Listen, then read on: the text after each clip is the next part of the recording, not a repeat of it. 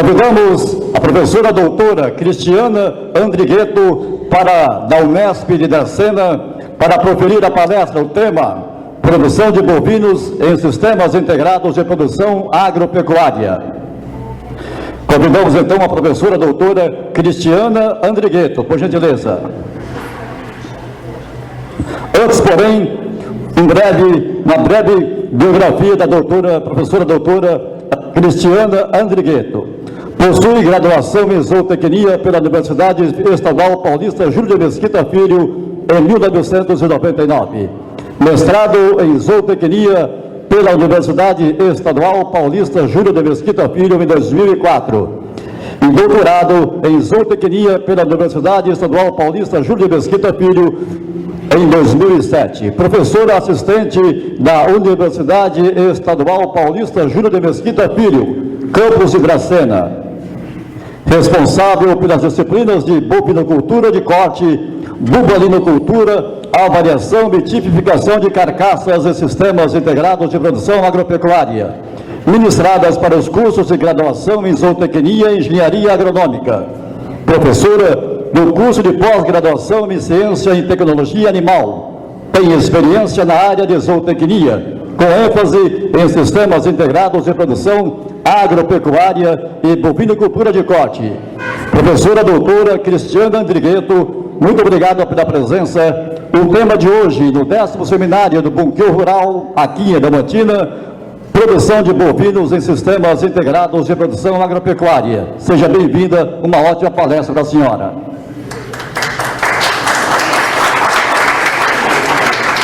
Boa tarde a todos.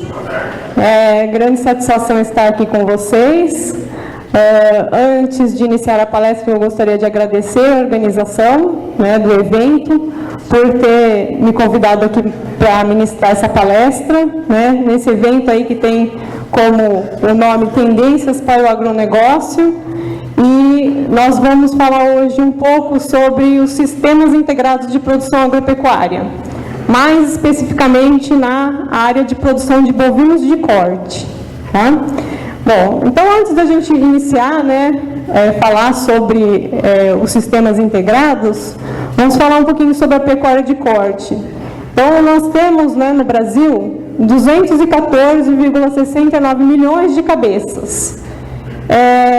Esse rebanho, ele é o primeiro rebanho, maior rebanho comercial do mundo. E a nossa pecuária de corte, ela tem uma importância muito grande, porque nós somos também o primeiro exportador de carne, o segundo maior em produção de carne. Então nós temos um destaque muito importante, como foi mostrado aqui na primeira palestra pelo nosso ex-ministro.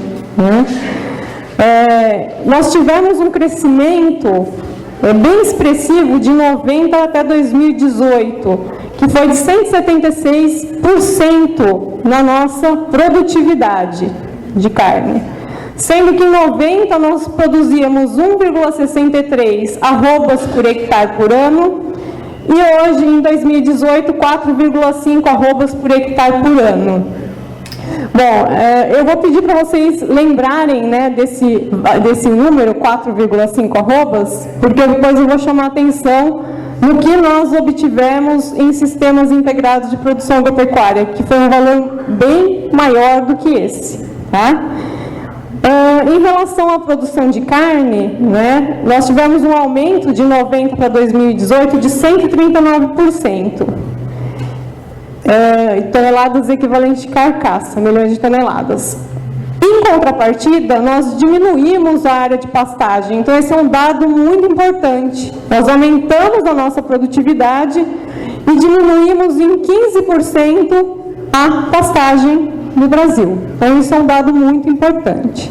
Mas nós ainda temos um desafio, que são as nossas pastagens degradadas. Nós temos uma variação grande, de quanto nós temos de pastagens degradadas no Brasil, mas dentre os dados eles ficam em torno de 60% de pastagens degradadas. Tá? E essa degradação seria que estão em algum processo de degradação. Essa degradação ela pode ser no estágio mais leve até um mais avançado. O mais leve seria aí uma redução na produção de massa do pasto, até, né, um estágio mais severo, onde a gente já tem uma quantidade grande de plantas invasoras, um processo de erosão, né? Como foi mostrado na palestra do Gustavo, que falou lá do boi 777, ele mostrou vários tipos de pasto com degradação, tá? Então, nós temos ainda esse desafio. E, para a gente melhorar, né, essa questão das pastagens degradadas, nós podemos utilizar, né, os sistemas integrados de produção agropecuária. Tá? O que são esses sistemas? São sistemas, né, que vão integrar numa mesma área o componente agrícola, forrageiro, animal e arbóreo, sendo que o arbóreo pode não fazer parte, né, desse sistema quando ele só trabalha com a lavoura e com a pecuária. E esses componentes eles estarão numa mesma área, ok?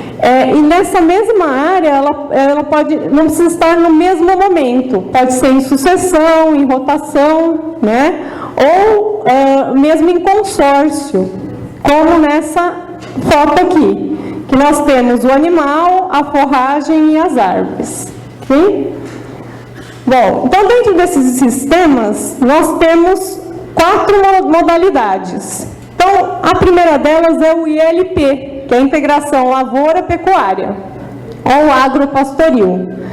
A integração lavoura-pecuária é quando a gente integra na mesma área a lavoura com a pecuária, certo? E aí, nós temos vários sistemas, né, hoje, que cada um se adapta a uma região diferente, mas o que mais consolidado é o sistema barreirão, que é utilizado para recuperação de áreas degradadas, e o sistema Santa Fé, né, no qual é plantado a lavoura junto com a forragem.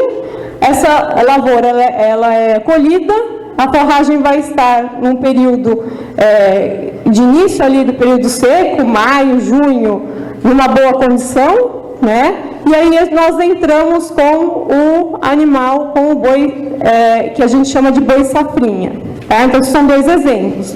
Mas nós temos outros sistemas de integração também.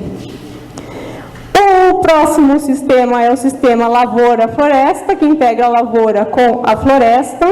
O pecuária-floresta ou silvopastoril, né, que integra o animal com as árvores. E o sistema de integração lavoura, pecuária e floresta, tá? Que integra esses 3 componentes. Bom, em relação à área total dos sistemas integrados, né, no Brasil, em 2005, nesse levantamento de 2016, nós tínhamos 1,8 milhão de hectares. Em 2010, 5,5 milhão de hectares. Em 2015, 11,5 milhão de hectares. Sendo que das propriedades, né, que estão, né, presentes em maior quantidade no Mato Grosso do Sul, Mato Grosso e Rio Grande do Sul, compreendendo pequenas e médias propriedades. Em relação, nós temos o Plano ABC, né, que ele incentiva essa questão da recuperação das áreas, e já tem uma previsão que ele vai até 2020, né, já tem uma previsão que vai ser cumprida aqueles 15 milhões de hectares que serão recuperados, né, de áreas degradadas, ok? Bom, a minha palestra, ela tem muitos dados que foram produzidos nos nossos experimentos. Nós temos um grupo de pesquisa, que é o Grupo de Pesquisa em Sistemas Integrados de Produção Agropecuária do Oeste Paulista. E esse grupo, né, os experimentos são feitos em parceria com a Agência Paulista de Tecnologia dos Agronegócios, lá de Andradina, que é o polo do extremo oeste de São Paulo. E nessa parceria, então, nós trabalhamos em conjunto, né, com a APTA e a FCAT, que é a Unesp de Dracena, no qual eu sou professora, né, do curso de Zootecnia e Agronomia. Essa parceria é uma parceria muito saudável, né? A gente tem uma troca muito grande e tem uma participação efetiva das duas instituições. Então, a APTA, ela fornece a infraestrutura, funcionários, né? O Gustavo, que é coordenador comigo nesse projeto, ele é coordenador pela APTA, eu sou pela Unesp, ele é uma pessoa que trabalha muito em conjunto, está sempre presente, né? E nós, né, da Unesp, levamos os alunos de graduação, pós-graduação, estagiários, para trabalhar na área e fazer suas pesquisas, né? Nós temos projetos aprovados da FAPESP, um deles terminou agora em 2019, agora no meio do ano, né, 2019, nós estamos solicitando outro para dar continuidade ao trabalho. Tá? Então, essa parceria vem desde 2011 e ainda nós temos ainda muito o que estudar nessa área. Ok? Bom, então aqui, essa é a área do projeto como nós iniciamos. Se vocês olharem essa área, ela é uma área que tem baixa produtividade de pastagem, muita planta invasora, né? Era um solo compactado, então uma área degradada, está num processo já avançado de degradação. Então, nós pegamos essa área, nessa área nós temos 25 hectares, e nós recuperamos a área. E aí agora eu vou mostrar uma foto de como ela ficou. Tá? Então, essa é a área. Só já olhando, nós já conseguimos perceber a diferença, né? Que transformou-se numa área improdutiva para uma área produtiva. Então, essa primeira foto aqui é de 2015, 2016 e 2017. Ok? Lá nós temos um sistema de integração lavoura-pecuária, que eu vou explicar para vocês como que a gente formou. Temos um sistema de integração lavoura-pecuária-floresta com uma linha de eucaliptos, então tem uma linha, depois uma distância de 20 metros, mais uma linha. E esse sistema compõe, nós temos aí 187 árvores por hectare. O outro são 3 linhas de eucalipto, peraí que faltou, 3 linhas, né? De eucalipto, seja aqui, então são 3 linhas, aí tem nesse ranking uma distância para o outro de 20 metros, mais 3 linhas. Então, a distância aqui é de 3 metros entre as linhas de eucalipto e 2 entre plantas, e entre rankings 20 metros. E perfazendo aí um número de árvores de 446 árvores por hectare. Então, esses são os 3 sistemas que nós trabalhamos. Nós fizemos 2 ciclos, o ciclo do Nelore, né, e o ciclo de novilhas Angus Nelore. No ciclo do Nelore, a gente chamou de integração lavoura-pecuária-floresta, e no ciclo das novilhas, como já tinha passado o resíduo da lavoura, né, a gente chamou, né, de integração pecuária-floresta. Okay? Por ser um experimento aí que vai durar vários anos. Como foi o histórico da área? Então, vocês já viram, né, a foto de como era a área, né? Então, aí nós estávamos em dezembro de 2011, fizemos o levantamento topográfico. E no ano de 2012, no primeiro semestre, nós fizemos o projeto do experimento, nós viajamos bastante em várias propriedades e instituições de pesquisa para delinear o experimento. Escolhemos os tratamentos e dividimos os piquetes. No segundo semestre, nós começamos a preparar o solo. Como vocês viram, era uma área muito degradada, né? Então, nós fizemos, no início, um preparo convencional do solo. Então, nós fizemos o preparo e aplicamos gesso, o calcário, e fizemos o controle de formiga, porque nós íamos plantar o eucalipto e é importante fazer esse controle. Acho que eu apertei errado. Volta. Nós plantamos o eucalipto I224, tá? Que é um eucalipto com aptidão para celulose. Nós escolhemos a celulose porque lá nós temos 2 empresas grandes, né, que trabalham nessa área, então nós escolhemos esse eucalipto. O plantio foi feito no final de 2012, início de 2013. Nesse período aí, já com uma parte, os eucaliptos formados, uma parte nós plantamos a soja, tá, para fazer a recuperação da área, e em maio de 2013 nós fizemos a colheita. A soja, ela nos ajuda bastante nessa parte da recuperação. Vocês viram, o Denizade falou sobre quanto que fica de nitrogênio no solo, né, depois do plantio da soja. Então, o residual que fica de nitrogênio vai ser utilizado depois para a forragem. Então, isso melhora bastante a questão da qualidade da fertilidade do solo. Depois nós fizemos ali o plantio do milho, em março de 2013, então aqui o milho está pequeno, a gente já observa o eucalipto maior, em relação quando estava a soja, o eucalipto estava bem pequenininho ainda, eram as mudas, né? Então, em dezembro de 2013, nós plantamos o milho junto com a forrageira, né, que é o capim-marandu. Então, a gente vai ver alguns dados depois, mas quando vocês trabalharem com sombreamento, o marandu é uma gramínea, né, uma forrageira muito resistente ao sombreamento. Então, planta o marandu que não tem erro, tá? Depois, o que nós fizemos? Em janeiro de 2015, nós iniciamos o experimento com os animais. Demorou um pouquinho da colheita do milho até iniciar o experimento por questão de verba, tá? Demorou para vir verba para a gente fazer cerca, bebedouro, então a gente teve esse período que não iniciamos o experimento, mas as árvores já estavam com altura e diâmetro para iniciar o pastejo. Só não começamos porque a gente tem problemas, né, como toda instituição. Às vezes demora para sair o dinheiro e assim por diante. Então, nós fizemos lá o ciclo do bovino de corte, né, com novilhos Nelore desmamados. Então, fizemos a recria e a terminação, que foi de janeiro, essa recria e terminação, de 2015 a junho de 2016. E aí, nós abatemos esses animais em junho de 2016.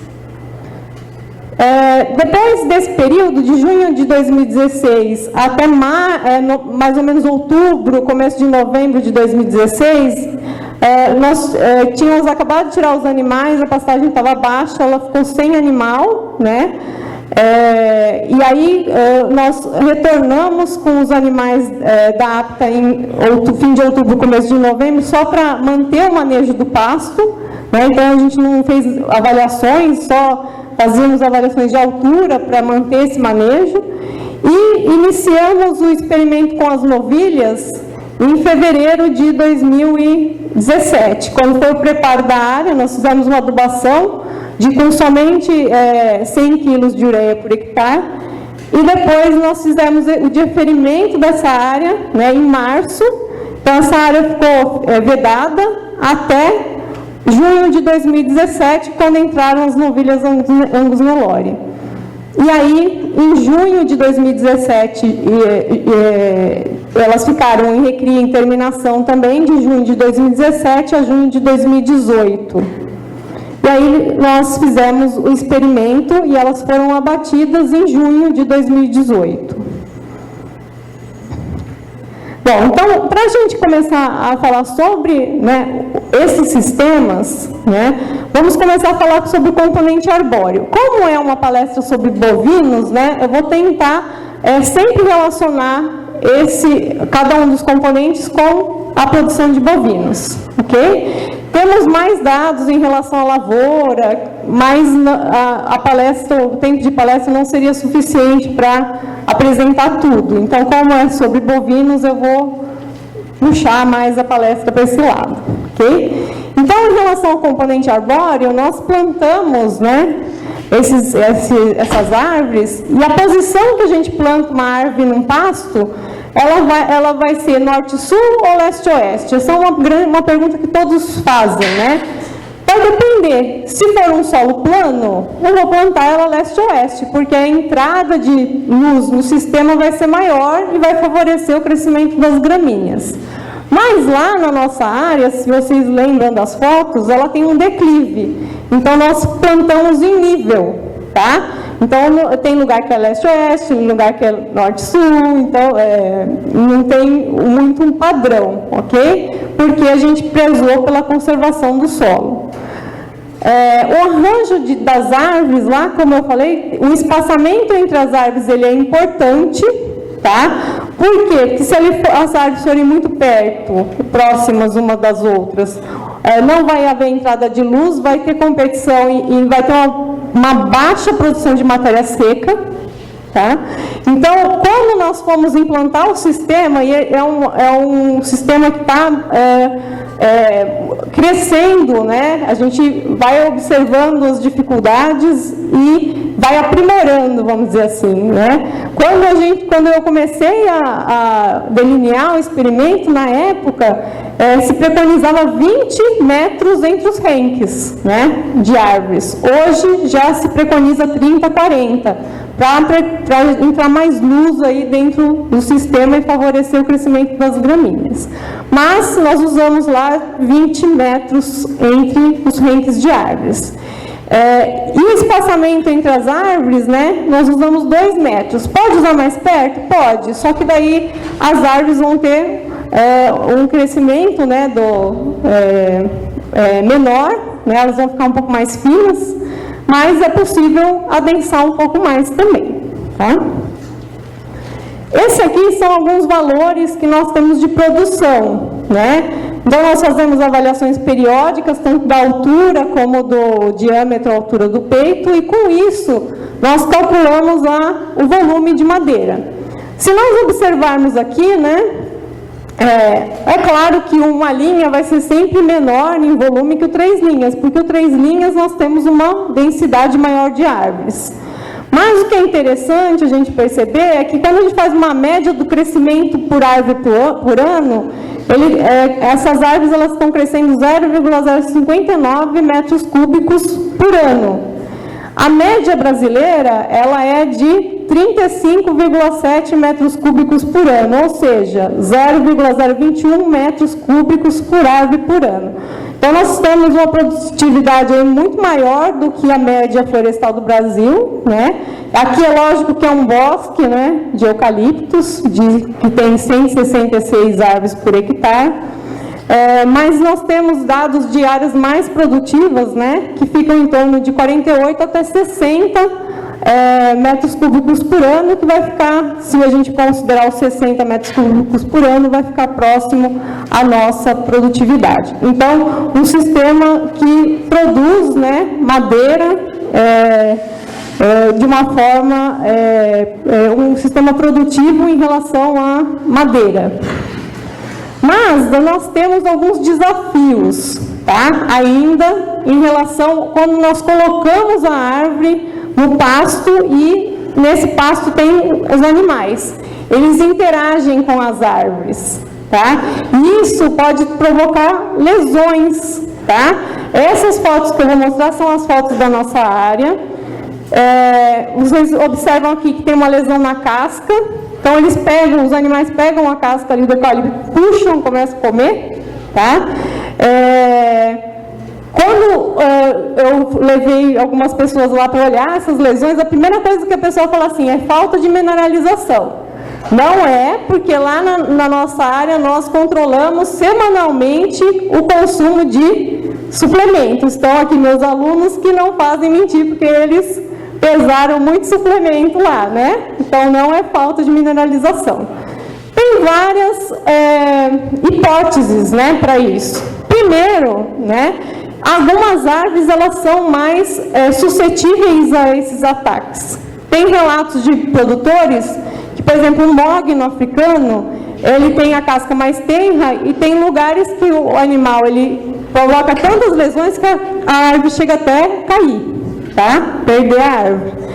Mas tem outros materiais que são mais resistentes. Por exemplo, nós temos relatos de produtores e trabalhos científicos que o clone de eucalipto H13 os animais atacam menos. Então, existem muitas coisas para serem estudadas, porque o que a gente percebeu nas avaliações que fizemos de comportamento, quando eles interagem com as árvores, é quando eles estão em ócio. Quando ele está em ócio, ele está lá na sombra, e aí ele fica lá, puxando o galinho, pegando um pedaço da casca. Então, algumas árvores são menos suscetíveis a esses ataques. E é uma outra linha de pesquisa que nós vamos começar, que é avaliar materiais genéticos que seriam mais indicados para os sistemas integrados com os bovinos e outros animais, tá? E essa lesão, ela pode ser até mais severa, ó. Aqui, ó, já atingiu até o lenho, né? No nosso caso, como nós plantamos para celulose e não fizemos desrama, então esses galhos aqui quebrados são pelos animais. E aqui a gente observa formação já de um calo cicatricial. Então nós observamos na segunda avaliação que nós fizemos nas árvores, que as árvores já estavam se recuperando. E nós não perdemos árvores pelas lesões causadas pelos animais. Tá? O que a gente observa é que essas lesões não alteraram a produtividade. Nós tivemos uma produtividade boa, mas se fosse para uma madeira mais nobre ou serraria, nós íamos ter um prejuízo, tá? Então, um ponto, um desafio nosso em relação às árvores no sistema. Nós temos que encontrar quais são esses pontos, né, de forma mais detalhada, para que a gente consiga eliminar, ok? Então, isso aí é um dos desafios do sistema com árvores. E aí, se a gente for olhar aqui a incidência, né, de lesões na nossa área, isso aqui a gente faz como se fosse um score, né, a gente vai dando notas, né, e essas notas elas vão até de nula até extrema. Então, as nossas árvores estão aí em baixa e média, tá? Então, esses daí são algumas interações que nós temos com os animais com as árvores. Em relação ao componente animal e forrageiro, então, nós vamos mostrar alguns dados de comportamento e desempenho aqui para vocês. Bom, essa avaliação aqui, nós estávamos fazendo uma avaliação de comportamento em setembro de 2017. Eu estava aí no anemômetro, né, que nós fazemos equipes, quando tem comportamento, vão 25 alunos para a área, né, a gente faz reveza para não ficar dos alunos muito tempo no piquete, né, e tem também que ficar no anemômetro medindo a velocidade do vento, e nesse dia eu fiquei. Eu estou ali embaixo de uma sombra, mas a gente vê que não é uma sombra muito densa, né, e olha a temperatura, 42,7 graus, era meio-dia, tá? 16 de setembro ainda é inverno, né? Inverno aonde? Não aqui, ok? Então, a nossa região é uma região característica de altas temperaturas, tá? Então, vocês vão ver que a sombra, ela auxilia muito o animal, porque ela reduz bem a temperatura e melhora o conforto térmico. Nessa foto aqui, né, que é do Porfírio, ele é da Embrapa, dá para ver bem, né, são vacas de leite, mas nós temos lá árvores não tão grandes, com uma sombra pequena, e ele tem uma vaca embaixo de cada árvore, né? Então, ela a sombra das árvores diminui bem a temperatura, e não só em relação à temperatura elevada, ao extremo também, a temperatura baixa. Essa outra foto é uma geada. A área de trás tem árvores, é um sistema silvopastoril, e a da frente não. Então, a geada pegou a área sem as árvores e não pegou a área com as árvores. Então, ela protege os extremos de temperatura. Bom, em relação ao comportamento, esses aqui são alguns dados de variáveis climáticas e índices de conforto térmico. O que nós observamos aqui? Ó? O ILP é o que não tem árvores, o LPF com uma linha e o 3 linhas. A velocidade do vento é maior no sistema sem árvores, porque as árvores servem como uma barreira, né, e diminui a velocidade do vento. A temperatura, ela chega aí a 2 graus a menos que o sistema ILP. A umidade relativa é maior e o ITU é menor também. O que é o ITU? ITU é o índice de temperatura e umidade, que é o índice de conforto térmico, tá? E aí aqui que nós observamos que na literatura também a diferença de temperatura de onde tem árvore não fica em torno de 2 até 5 graus, tá?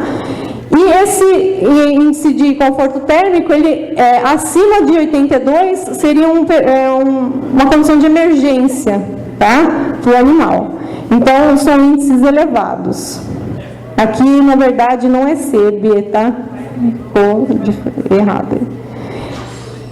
Com essas temperaturas, o que afeta no comportamento? Então, nós temos aqui o comportamento de pastejo, o azul é o ILP, o verde é o ILPF 3 linhas e o vermelho uma linha.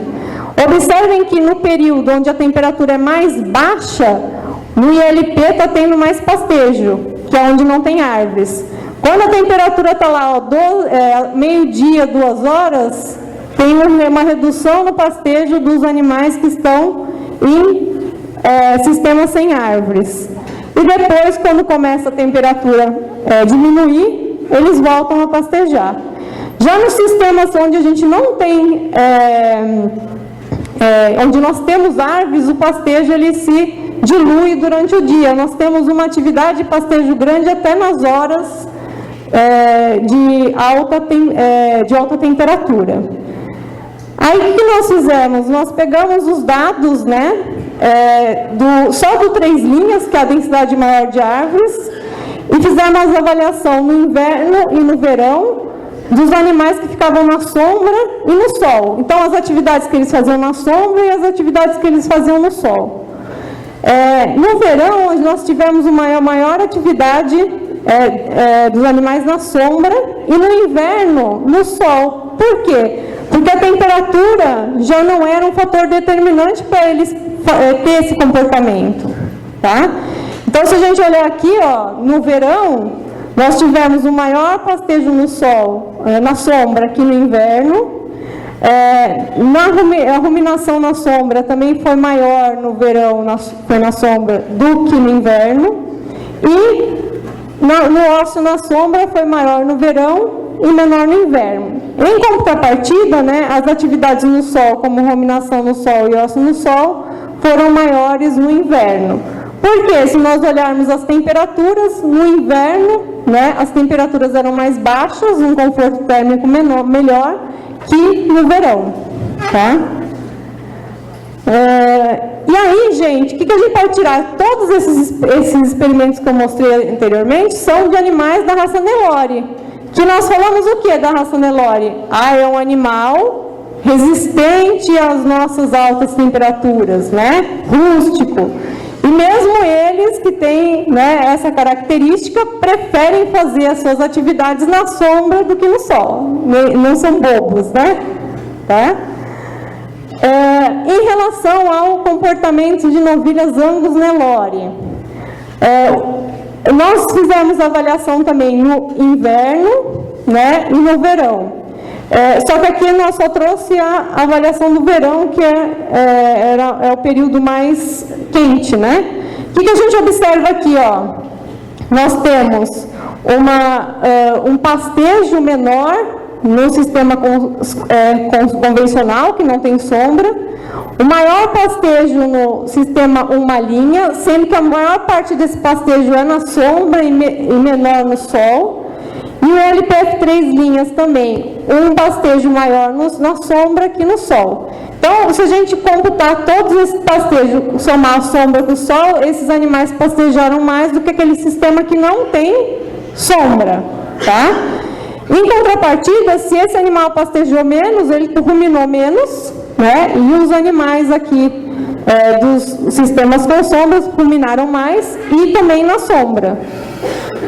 que esses animais que estavam aí, que sem sombra, estavam fazendo nesse período? Se eles não estavam ruminando e pastejando, estavam em ócio, tá?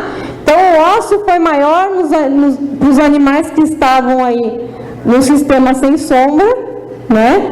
E menor para os animais que estavam na sombra, tá? Por que isso? Porque se ele está muito quente, ele vai gastar a energia dele para regular a temperatura. E aí ele não vai pastejar, não vai ruminar, ele vai permanecer em ócio. E aí aqui nós temos um vídeo, não sei se vocês vão conseguir enxergar. Deixa eu ver se eu consigo. Não vai dar, peraí. Tem como clicar aí para mim? Alguém pode, por favor? Só para passar o vídeo. Nesse vídeo, eu fiz esse vídeo no dia desse comportamento, no período das 13 horas da tarde. Das 3 da tarde, desculpa. 3 da tarde. O que a gente observa? Aqui a área sem sombra, né? Não sei se vocês vão conseguir ver, acho que está um pouco claro. Os animais aqui, ó, tem uma árvore seca, eles ficam aqui na sombra dessa árvore, que não melhora o conforto térmico. Os de cima que estão em ócio, né, não fazendo nenhuma atividade. E aqui, ó, nas árvores, ó, os animais estão pastejando, né, realizando as suas atividades porque o conforto térmico é melhor. Tá? Então, estão lá pastejando, bebendo água, né, todas as suas atividades. Então, aqui a gente consegue observar o que está lá nos dados. Né? E aí, então, por que acontece isso? Ó, nesse horário do vídeo, olha como é que estava a temperatura média durante das 3 às 4, né, que foi o período. 38 graus no sistema sem sombra e 35 no com sombra. Sendo que o pico, a temperatura máxima foi de 42 no sem sombra e 36 no sem sombra e 36 no com sombra.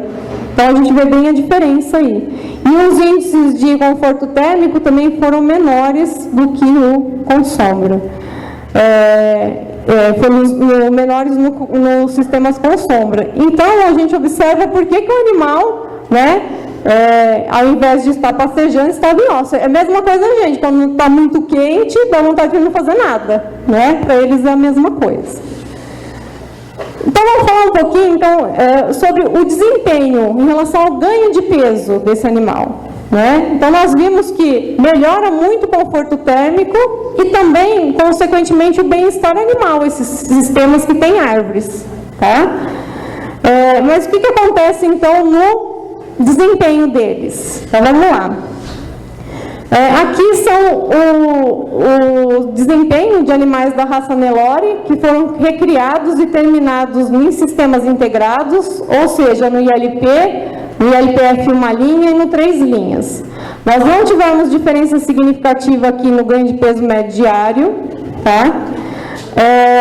O ganho de peso por área foi maior no ILP, não diferiu no ILPF uma linha e foi menor no 3 linhas. Por que isso se ele tem um melhor conforto térmico? Porque nós temos que considerar o sistema e as árvores,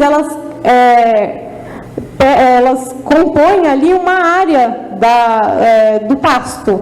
Então, uma linha, ele representa 8% da área, que é a área que tem eucalipto e uma quantidade menor de pastagem. E o 3 linhas, nós temos 28% da área, né, que tem árvores. E além disso, né, então, depois a gente vai falar mais para frente, é que a forragem, né, as árvores competem com a forragem por luz, nutrientes e água também. Tá?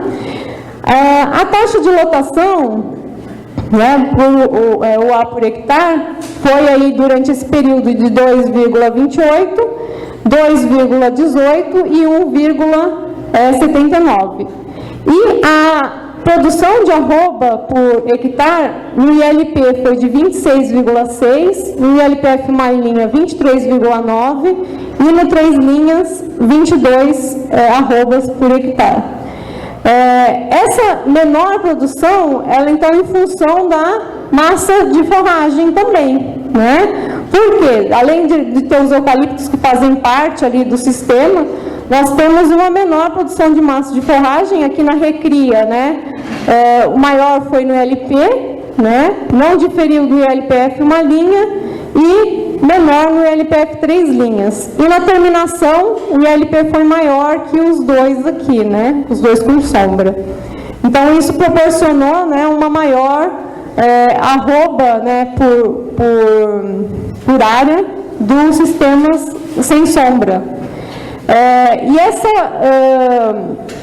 E essa redução, né, ela é em função, né, da competição por água, luz e nutrientes. Então, quando a gente coloca uma gramínea junto com árvores, ela muda ela altera, né, a sua conformação e a sua produtividade. Então, primeiro nós já vimos, ela reduz a produção de massa seca, ela alonga o colme a folha buscando por luz, né? Reduz o perfilhamento, então ela prioriza o crescimento dos perfilhos que já existem, em detrimento daqueles novos, mas nós temos um aumento da quantidade de nitrogênio e, consequentemente, de proteína bruta. Por quê? Porque esse nitrogênio que compõe a proteína bruta, né, ele está nos constituintes do cloroplasto, na molécula de clorofila. Quando nós temos um sombreamento, nós aumentamos o teor de clorofila para captar a energia luminosa e, consequentemente, a proteína bruta. Além disso, né, nós temos uma maior ciclagem de nutrientes, né, e, consequentemente, uma maior disponibilidade de nitrogênio, que faz com que aumente a quantidade de proteína bruta. Então, esses aqui são dados que nós obtivemos no sistema com os Nelores, né, o gado Nelore. A quantidade de proteína bruta foi maior, né, nos sistemas com sombra e menor no sistema sem sombra. E a digestibilidade também melhorou. No experimento que nós fizemos com as novilhas, né, nós observamos ainda maior quantidade de proteína bruta. Então, o ILP foi de 18,8, uma linha 13,6 e o 3 linhas 14,3. Quase 4% a mais de proteína bruta, isso é muito significativo, né, para a nutrição animal. Então, o que a gente fala, diminui a quantidade de forragem, né, mas melhora a qualidade, ok? Bom, então aí, voltando aqui, né, nós temos, então, por esses motivos, uma redução da produtividade aqui por hectare, tá? Mas, se a gente for ver lá o primeiro slide que eu falei para vocês, qual que é a produtividade do Brasil? 4,5 arrobas, né?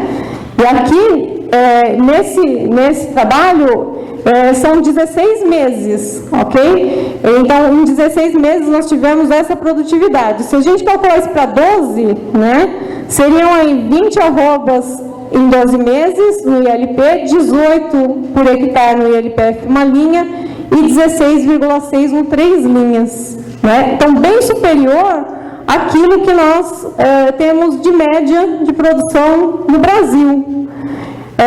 Então, esse dado ele é importante, porque com tecnologia a gente consegue aumentar muito a nossa produtividade.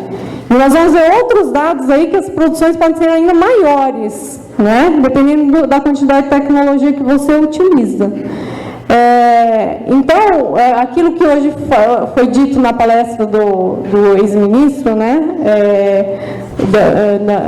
De manhã, foi a primeira palestra, que nós temos que aumentar 40% a produção, né, de alimento. O Brasil tem condição, sim, de aumentar a produção de carne, né, que a gente está falando de carne. De carne nós temos, né? Precisamos de lançar a mão dessas tecnologias para fazer esse aumento. Bom, em novilhas Angus Nelore, qual foi o desempenho? Esse aqui, nós fizemos avaliação na estação do inverno e verão, são médias do inverno e verão, né, estação seca e chuvosa. A média de ganho de peso não teve diferença significativa como dos animais Nelore, né? Então, a gente tem uma redução da massa de forragem, mas melhora a qualidade, então não temos diferença no ganho, mas temos, nesse trabalho nós não tivemos diferença no ganho de peso por área, foi aí de 19 a 18, né, 0,8 arrobas por hectare, e a taxa de lotação foi menor no 3 linhas. Se observarmos aqui a massa seca de forragem, foi maior no sistema sem sombra e menor no sistema com sombra. O que a gente observa aqui também, ó, que só no inverno e no verão, essa produtividade também foi maior do que os 4,5 arrobas por hectare, que é a média brasileira. Esse outro experimento aqui que eu vou mostrar para vocês é um experimento que é realizado pelo professor Gelsi Carlos Lupatini. Ele é um professor que trabalha com a gente lá na Unesp, né? Nós desenvolvemos os experimentos em colaboração, ele coordena lá esse experimento que é realizado junto com o grupo Facholi, em sistemas integrados, especificamente integração lavoura-pecuária, e lá ele desenvolve, faz testes com várias gramíneas, né, vários sistemas de produção de integração lavoura-pecuária. E aí eu colaboro com ele colabora comigo, a gente trabalha em conjunto nos experimentos. E lá, então, eles têm um pastejo contínuo, como nós temos também na APTA, a gente usa o pastejo contínuo, e a meta deles também é a mesma que a gente, 30 centímetros de altura, e ele fez uma avaliação, né, dos bovinos em pastos de Piatã e Paiaguás, formados com ILP. E essa avaliação que eu vou mostrar para vocês é o 3º ano depois da implantação, tá? E aí aqui foi a adubação que eles usaram nesse 3º ano. Qual que foi o resultado? Né? Nós tivemos um resultado muito interessante, né? A Piatã, de outubro de 2018 até junho de 2019, ela deu um ganho de 900 gramas por dia, ou 0,90 quilogramas por dia, e a Paiaguás 0,822. Olha a produtividade aqui por área, mais de 30 arrobas. Excelente, tá? Não deu nem um ano ali. Okay? Então, nós podemos produzir carne em quantidade e de forma eficiente. Tá? E a taxa de lotação dele lá foi de mais de 3 UA por hectare. Nas duas forrageiras, não tem diferença estatística para as forrageiras Piatã e Paiaguás. Lá também eles têm feito boi safrinha. Então eles plantam, o professor Gelsi planta lá a soja, né? Colhe a soja, e na sequência planta o pasto, né? E os animais entram para fazer o boi safrinha. Essa aqui é uma foto que eu tirei em junho de 2019.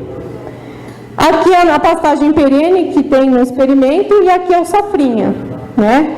Junho de 2019, já é época lá que as pastagens estão já em baixa qualidade, né?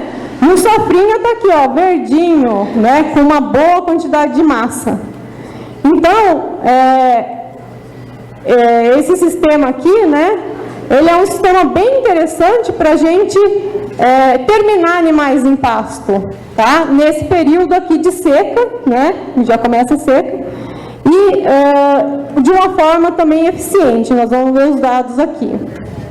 Bom, então, lá eles, nesse safrinha tinha a Rusiziensis, né? Que geralmente ela é usada, a Paiaguás e a Zuri.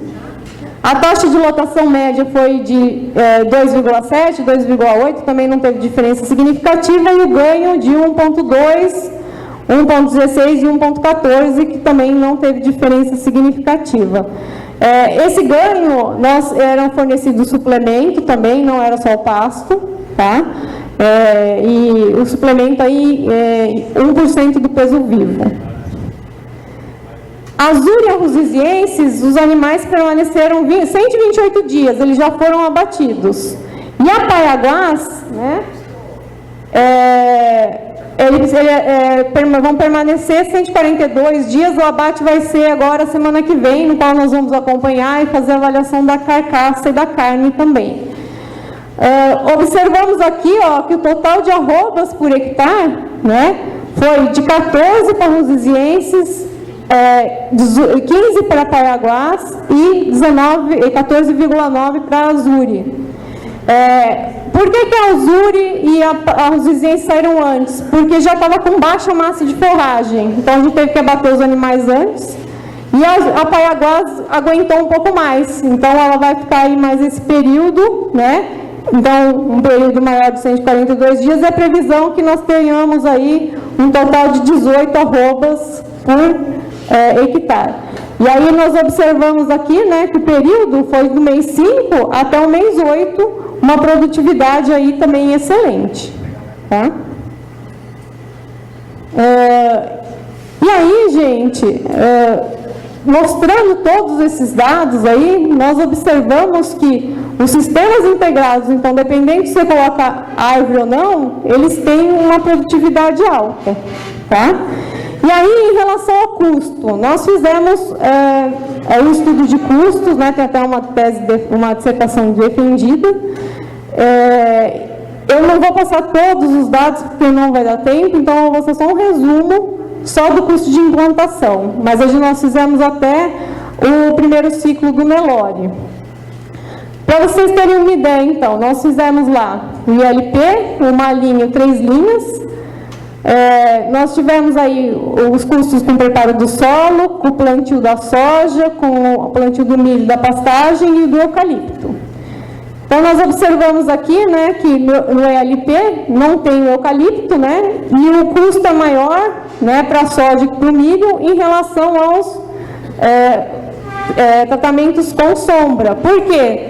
Porque a área do eucalipto, né, ela não é possível nós plantarmos, então ela é descontada aí e o custo do componente da lavoura é menor. Em compensação, né, o eucalipto ele não entra no ILP, mas ele entra aqui, no uma linha e no 3 linhas. Então, esse aqui seria o total de custo do custo da implantação, né, da lavoura. Custo para quê? Para eu reformar o meu pasto, né, reformar aquela área que estava degradada e até eu conseguir colocar os animais. Tá? Então, isso para até os animais serem colocados no sistema. A receita de implantação, que seria eu vender o milho e a soja, né, foi no ILP 5.245,89, numa linha 4.818,11 e no 3 linhas 3.807,02. Esses custos foram fechados em 2016, né? Então são custos de 2016, mas o plantio deles nós fizemos dos eucaliptos em 2012 e 2013. O que a gente observa aqui, né? Que é interessante. Que a receita que eu tive, né, com a milho e a soja cobriu os meus custos de implantação no ILP e no ILPF uma linha. Já no ILPF 3 linhas não conseguiu cobrir tudo, tá? Mas cobriu uma parte. Nos sistemas integrados de produção agropecuária, né, uma das vantagens dele é você plantar a lavoura e a venda dos grãos retornar uma parte dessa reforma da pastagem. Tá? Aqui nesse experimento nós tivemos um resultado muito positivo, né? Ou seja, eu consegui até pagar ali a implantação das minhas árvores, aqui até uma parte das árvores. Mas, né, isso tudo depende da época do ano, depende do ano. Às vezes o insumo está mais caro, o milho a gente não vende com um preço muito alto, nem a soja, e talvez não consiga amortizar tudo aquilo, né, que nós investimos. Mas uma parte vai ser compensada. E isso que é um ponto importante dos sistemas integrados. Hoje, para a gente fazer uma reforma de pasto, o valor vai ficar entre R$ 1.700 até R$ 2.300. É um valor alto por hectare. né? Então, se a gente conseguir plantar uma soja, ou milho, ou alguma outra cultura que vai retornar para a gente, né, uma parte desse investimento, vai ser muito interessante. Além do que, nós aumentamos o preço, né, o valor da terra, porque antes você tinha uma área degradada e depois você tem uma área produtiva. Tá? Então, os sistemas integrados, eles têm também essas vantagens. Ok? Bom, e aí para finalizar, né, nós temos o quê? Ó? Independente se nós trabalharmos com o sistema de integração lavoura-pecuária, ou pecuária-floresta, né, ou o ILP, né, que seria a integração lavoura-pecuária-floresta, nós observamos que nós temos uma produtividade maior. Então, o produtor, se ele for utilizar esses sistemas para recuperar a área, ele vai ter um retorno com a venda dos grãos, né, que forem produzidos. Além disso, né, nós temos outros benefícios do sistema. Quais são eles? Nós vimos lá em relação ao conforto térmico e bem-estar animal, né? Nós melhoramos o bem-estar animal. E aí, isso, hoje em dia, já vai começar a ser uma exigência maior para a gente, né? O consumidor está exigindo mais da gente em relação ao bem-estar dos animais. Além, né, de nós termos aí essas duas questões da recuperação e do bem-estar animal, nós observamos que, independente do sistema que nós usamos aqui, todos são produtivos. Um deles pode produzir menos arroba por hectare, mas você vai vender depois na madeira, tá? Dependendo lá, agora com 7 anos, nós vamos cortar para vender. Então, a gente vai ter uma receita também da madeira. Então, além de eu aumentar a rentabilidade do produtor, porque era uma área degradada que não produzia e que acabou virando uma área com alta produção, eu diversifico a renda do produtor rural. Tá? Então, nós temos condições de aumentar a nossa produção de carne, isso é fato, né? Nós tivemos também um exemplo que foi a palestra do Gustavo, lá de Colina. Então, independente do sistema, né, que ele é utilizado, existe essa possibilidade. Nós temos que nos orgulhar de ser um país voltado para o agronegócio, e nós temos sucesso no agronegócio. E hoje em dia, o que me entristece muito é que nós temos uma mídia, né, Facebook, Instagram, né, e assim por diante, essas redes sociais, que às vezes degrinem a nossa imagem, né? Então, isso, nós que estamos na pecuária e na agricultura, precisamos elevar e difundir o que a gente faz de bom, tá? Para o país. Essa daqui é a equipe, né? Nós tivemos vários alunos que já passaram aí pela área. Foram 5 dissertações de mestrado defendidas, tem mais 2 em andamento. Temos 2 doutorados defendidos, temos dezenas de iniciação científica, trabalho de conclusão de curso, temos muitos dados, além desses que eu mostrei para vocês. Lá na APTA a gente dá um curso de um dia, mais outro dia de visita à área, então nós temos muitos dados. E aí, eu estou como uma porta-voz, né? Eu sou a coordenadora junto com o Gustavo, mas se não fossem todos esses alunos, né? Os funcionários, né?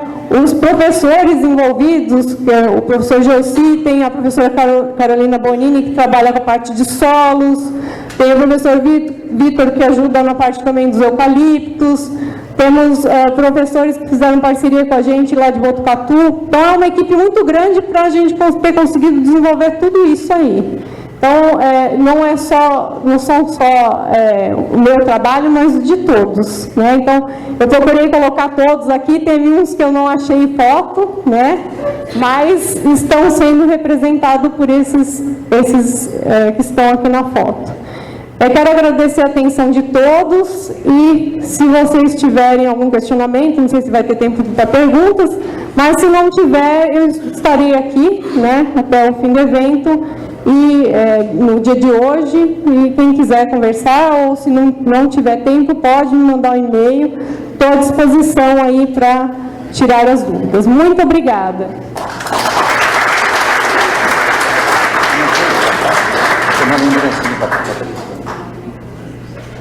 Palestra proferida pela professora doutora Cristiana Andrigueto, referente à produção de bovinos e sistemas integrados de produção agropecuária, professora da Unesp de Dracena. Convidamos a comissão organizadora para fazer uma entrega de uma lembrança à professora Cristiana Andrigueto.